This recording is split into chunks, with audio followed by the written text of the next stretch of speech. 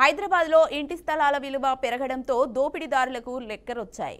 కుక్కకు మూల్గబొక్క దొరికినట్టు అదును చూసి బెదురు లేకుండా దర్జాగా దోపిడీలకు పాల్పడుతున్నారు. ప్రత్యేకంగా హౌసింగ్ సొసైటీల్లో జోరుగా నంబర్ దందాలు పుట్టగొడుగుల్లా పుట్టుకొస్తున్నాయి. తొలుత ఒకరికి కేటాయించడం, ఆ తర్వాత మరొకరికి కేటాయిస్తూ ఎన్ఓసీలు ఇవ్వడం పరిపాటిగా మారిపోయింది.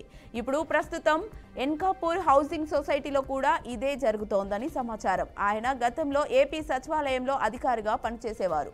రిటైర్డ్ అయ్యి కూడా 2 దశాబ్దాలు అవుతుంది. వృద్ధాప్యంలో ఉన్న పెద్దాయన గుండెకు 4 స్టంట్లు వేశారు.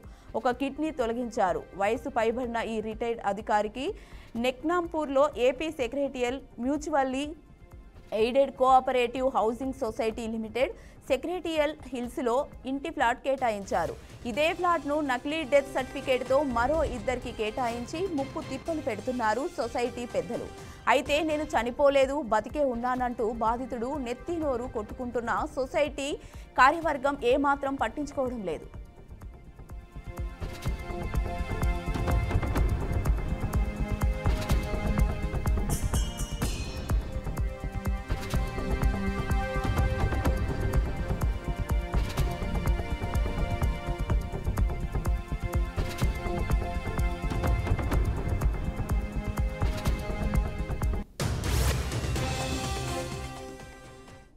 తన పేరుతో ఉన్న డెత్ సర్టిఫికేట్ను ఆధారంగా చేసుకొని 2 ఉద్యోగులకు అక్రమంగా కేటాయించారని, అక్రమ నిర్మాణాలు నిలిపివేసి చట్టపరమైన చర్యలు తీసుకోవాలని నర్సింగ్ పోలీస్ స్టేషన్లో ఆయన మార్చి నెలలో ఫిర్యాదు చేశారు.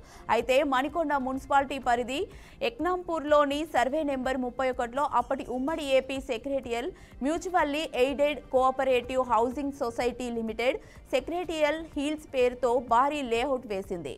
ఉమ్మడి ఆంధ్రప్రదేశ్ ప్రభుత్వం భూమి కేటాయించగా ఈ లేఅవుట్లో సుమారు 800 వరకు ఇళ్ల స్థలాలు కేటాయించారు. ప్రత్యేకంగా తెలంగాణ ఏర్పడిన తర్వాత ఇక్కడ ఫ్లాట్లు కేటాయింపు మార్పిడి దందా జరుగుతోంది. విమర్శలు వెల్లువెత్తుతున్నాయి. ఏ ఫ్లాట్ ఎవరికి కేటాయించారు, ఎవరు ఇల్లు నిర్మిస్తున్నారు, అసలు అనుమతి ఇస్తున్నది ఎవరు అనేది తెలియకుండా తతంగం సాగిపోతుందని స్థానిక ప్రజలు మండిపడుతున్నారు. మొత్తం ఫ్లాట్లలో అసలైన సభ్యులు 50% మించి లేరని అంటున్నారు. సుప్రీంకోర్టులో కేసు నడుస్తుండటంతో ఇక్కడ సభ్యులు కానివారు స్థలం కొనుగోలు చేసిన వాళ్ళైతే అనుమతులు ఇవ్వడం లేదు. సభ్యుల నుంచి కొనుగోలు చేసిన వారు అనుమతులు లేకుండా నిర్మాణాలు చేపడుతున్నారని బాధితులు వాపోతున్నారు.